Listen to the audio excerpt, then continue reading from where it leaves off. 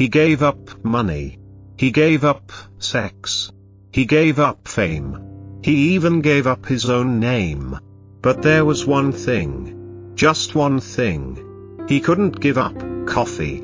Every morning, before sunrise, this monk would slip out of his monastery, walk down the misty trail into town, and stand quietly in line at the same cafe, robes flowing, hands folded, head bowed, and yet, always waiting for that familiar aroma, that warm mug, that first sip. People whispered. Some judged. Others just stared. A monk, addicted to coffee? It didn't make sense. Or maybe, it made more sense than anything else. His face was serene, untouched by time. His robes, simple and faded. He walked with the grace of someone who had left the world behind. No phone, no keys, no wallet, just silence. And yet, every morning, like clockwork, he appeared in town, standing patiently in line at the cafe, among hipsters tapping on laptops and mothers juggling toddlers. There he was, a Buddhist monk, barefoot, calm, and unmistakably craving caffeine. No one dared ask at first. It felt intrusive, almost sacred. But the baristas whispered. Customers exchanged glances. Does he really need a double shot of espresso? Isn't he supposed to be enlightened? Some found it charming. Others hypocritical. After all, wasn't attachment the very thing monks vowed to let go of? Was this monk an imposter? Or just painfully honest? One day, a curious traveler finally approached him. Why coffee? She asked, almost apologetically. The monk looked up, smiled gently, and replied, why not? That two-word answer lit a firestorm online. Someone had filmed it. It went viral. The caffeinated monk became a meme. Critics rolled their eyes. Devotees defended him. Suddenly, his daily cup wasn't just a beverage. It was a battleground of beliefs. Can a monk have cravings? Can you walk the spiritual path without perfection? Can you drink a cappuccino and still be free? The world wanted answers. But the monk wasn't offering teachings. He wasn't posting quotes. He just kept showing up. Same robe. Same order. Same silence. The mystery deepened. Who was this man? Why couldn't he let go of coffee?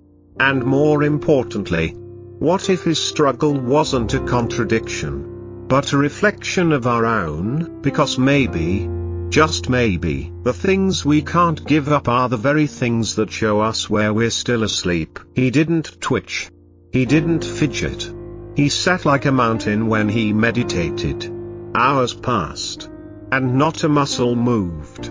But without coffee, that same calm man would pace, blink rapidly, rub his temples, yawn endlessly. It wasn't dramatic, but it was real. The withdrawal was there, quiet but unmistakable. Not screaming, just haunting. Addiction doesn't always come with shaking hands and ruined lives. Sometimes, it comes as a gentle ritual, a warm habit, a soft dependency dressed up as comfort. For this monk, it was just one cup, once a day, never more. But he noticed what happened when he didn't get it. His breath lost rhythm. His thoughts scattered. His morning felt hollow. He had renounced nearly everything. Family ties, personal identity, ambition, pleasure, but this tiny brown bean held him tighter than he liked to admit. What is addiction? Really? It's not just crack pipes and casino lights. It's not just alcohol in brown bags or pills hidden in drawers. It's the need, the pull, the itch you can't scratch, the emptiness that won't let you rest until it's filled. And it doesn't care who you are. CEO, janitor, artist, or monk. Coffee was his thing. For someone else, it might be social media, shopping, compliments, the idea of being loved, the need to feel productive, that last scroll before bed, that desperate urge to check if someone texted back. And it creeps in quietly. It doesn't knock on your door, finds a way in when you're not looking. It wraps around your nervous system like a vine, until you can't tell where you end and it begins. This monk, this serene, disciplined man, was proof that even those who dedicate their lives to letting go are not immune. But here's the twist, he wasn't hiding it. Most people mask their addictions. They lie to themselves first, then to others. It's not a big deal. I can stop anytime. I just enjoy it. But not him. He drank openly, with a stillness that made people uncomfortable. He didn't pretend. He didn't excuse. And maybe that's why people judged him so harshly. Because he made them look at their own cravings, their own morning rituals, their own secret needs. He didn't look like a junkie. He didn't act like an addict. But something about his consistency, his ritual, his total presence in the act, it unsettled people because it made them ask the question they hated most: what am I still attached to? He had the robe, the shaved head, the silence. But he also had this daily cup. And that cup was holding up a mirror to the world. A mirror that said, even your ideals can become attachments. Even your path to freedom can become a prison. Was the monk failing? Or was he, in fact, showing us something no one else dared say? That spirituality isn't about pretending to be pure. It's about learning to sit with your cravings, without being devoured by them. And that changes everything. Before the robe, before the silence, before the monastery, he was just a man in a suit. A fast-paced job in the city. Deadlines. Fluorescent lights. Fake smiles. An inbox that never emptied. Like most people, he didn't notice his anxiety. It wore a tie, smiled in meetings, and stayed up late replying to emails with polite exclamation marks. Coffee wasn't a problem. It was a savior. That first sip in the morning, it was sanity in a cup. A little warmth before the chaos. A little control in a world spinning too fast. He started with 1 cup. Then 2. Then a third around 3 p.m. to power through the fog. The ritual became religion. It wasn't the caffeine. It was the pause. The only moment he allowed himself to slow down. But then, life cracked open. A burnout. A breakdown. A night in the hospital with chest pain that wasn't a heart attack. Just a panic attack that felt like one. The doctor said, "You're healthy. But you're not well."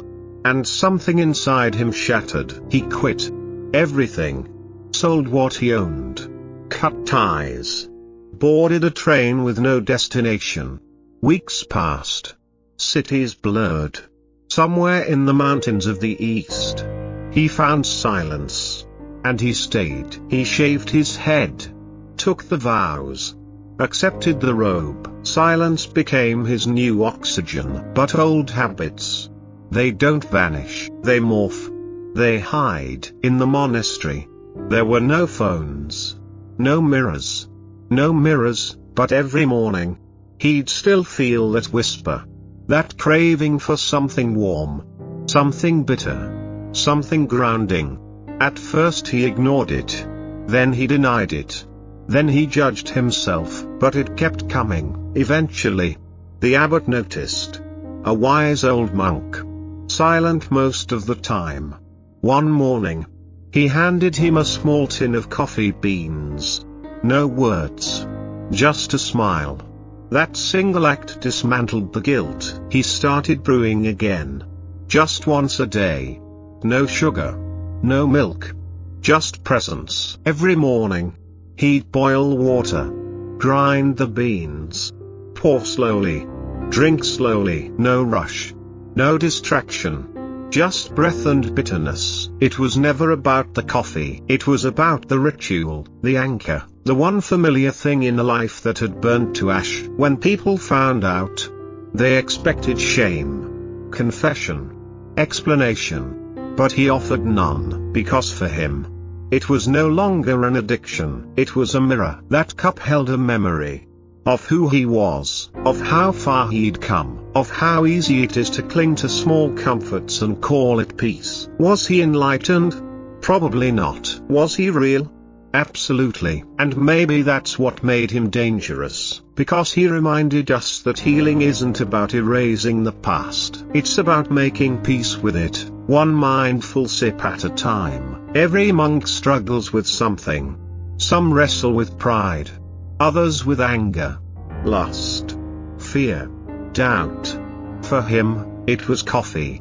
Not because it was forbidden, but because it wasn't. In Buddhism, the precepts are not laws. They're not commandments carved in stone. They're reflections, mirrors, designed to help you see yourself more clearly. Desire isn't a sin, but it is a teacher, and coffee, for him, was the most persistent teacher of all. He'd sit for hours in zazen, motionless, breath slow, mind open, but always, around sunrise, the thought would creep in, not loud, not urgent, just there. A whisper, time for coffee. He hated that whisper, because it meant something still had a hold on him. And yet, he also loved it, because it reminded him that he was still human, still walking, still learning. Some mornings he tried to resist.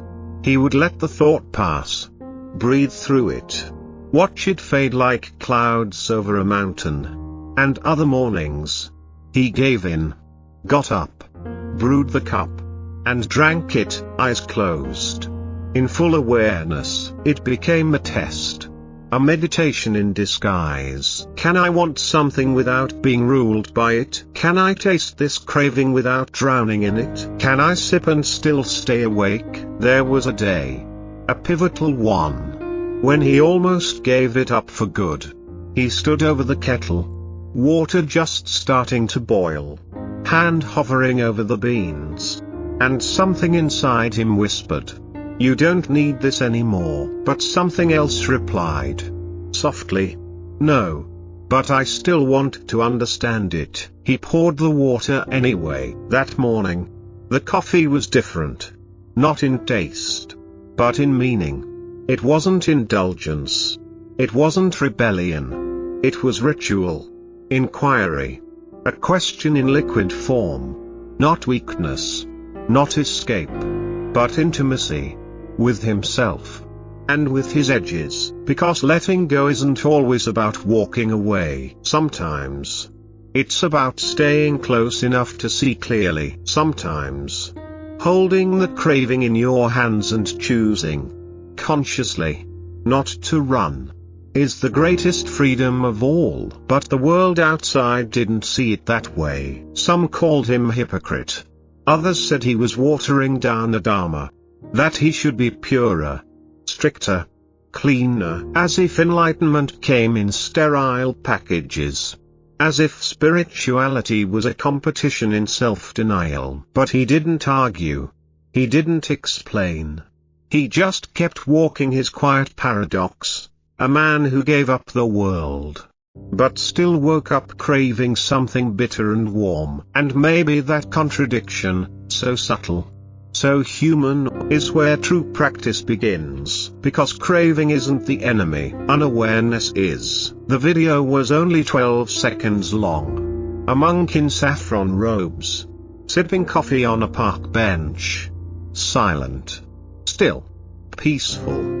Then the camera zoomed in, and the internet exploded. That's not real Buddhism. Enlightenment doesn't come with espresso. Is he sponsored by Starbucks now? In less than 24 hours, the clip had racked up 500,000 views. By the end of the week, it was over 10 million. Reactions flooded in. Some mocked. Some marveled. Others raged. There were articles, commentaries, heated threads on Reddit. Why is a monk drinking coffee? Isn't that attachment? Isn't that cheating? Suddenly, his simple ritual wasn't just about coffee anymore.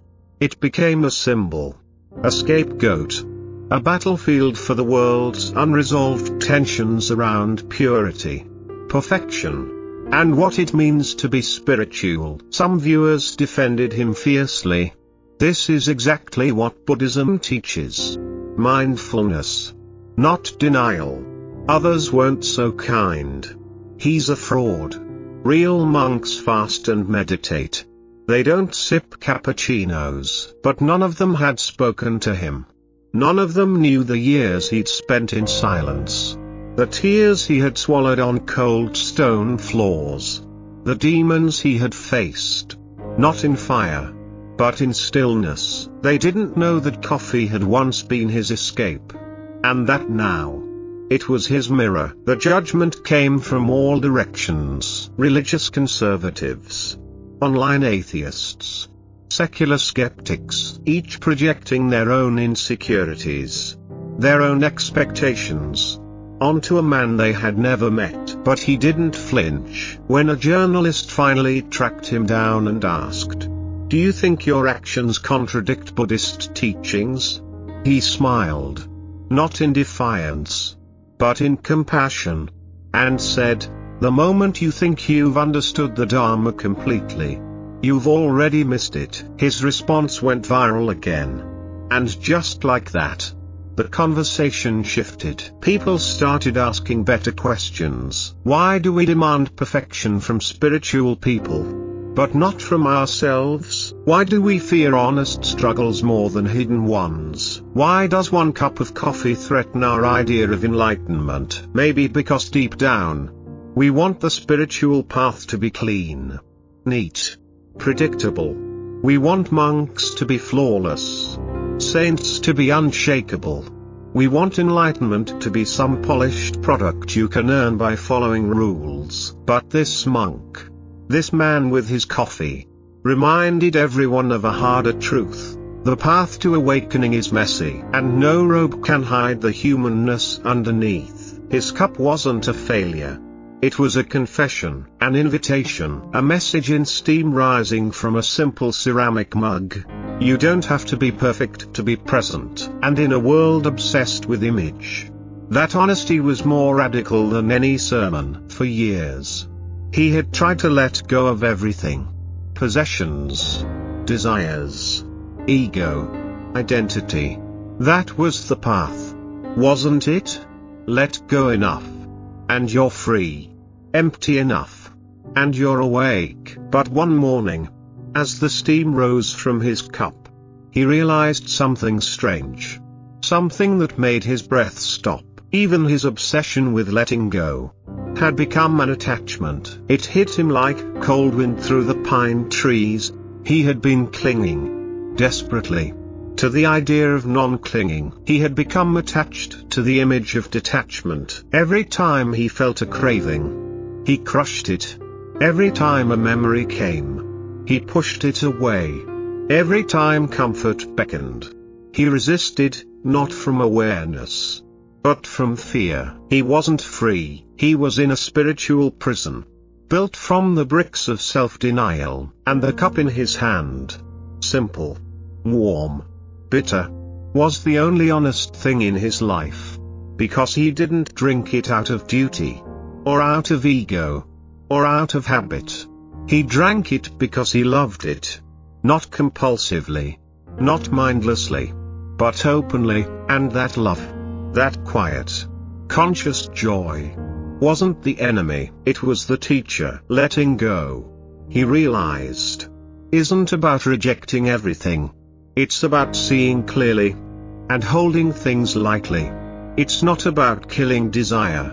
It's about watching it rise and fall without being swept away. He remembered something his master once said in passing: attachment isn't having something, it's believing you can't be okay without it. So that day, he made peace with the cup. He stopped judging himself. He stopped trying to be pure. He stopped chasing the perfect version of awakening he had built in his head. And something inside loosened. He smiled more.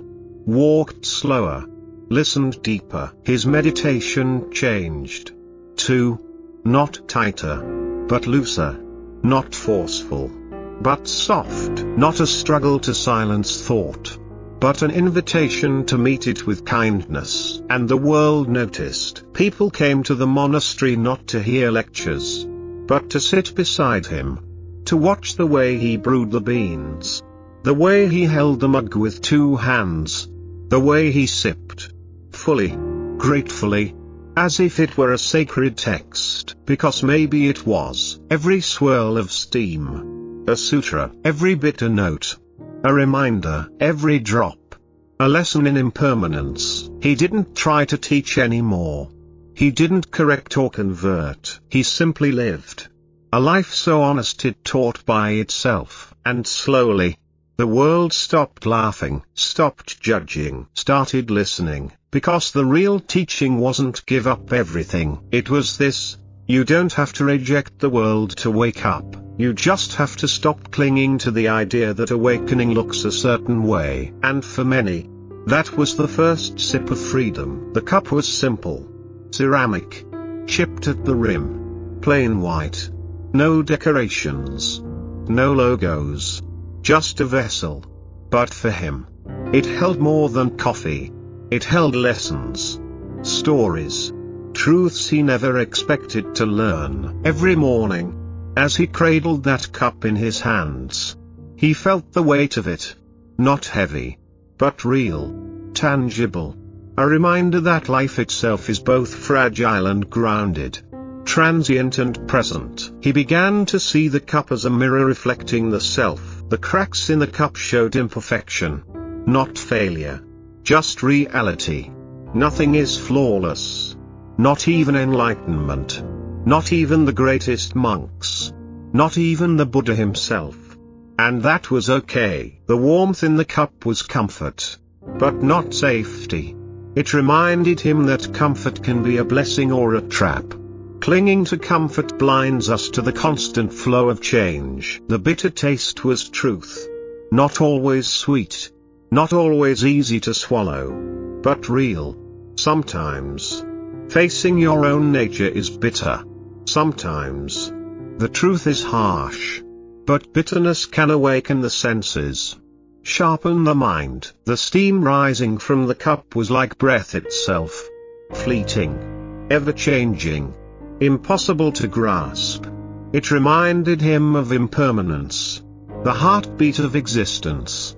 Each breath, each moment, here and gone. And in holding the cup, he understood something profound. The self is like the cup, an empty form shaped by experience, holding whatever we pour into it.